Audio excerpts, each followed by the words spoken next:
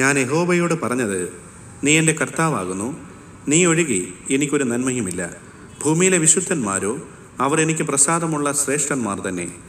അന്യദേവനെ കൈക്കൊള്ളുന്നവരുടെ വേദനകൾ വർദ്ധിക്കും. അവരുടെ രക്തപാനീയങ്ങളെ ഞാൻ അർപ്പിക്കുകയില്ല, അവരുടെ നാമങ്ങളെ എൻ്റെ നാവിന്മേൽ എടുക്കുകയുമില്ല. എൻ്റെ അവകാശത്തിൻ്റെയും പാനപാത്രത്തിൻ്റെയും പങ്ക് യഹോവയാകുന്നു. നീ എനിക്കുള്ള ഓഹരിയെ പരിപാലിക്കുന്നു.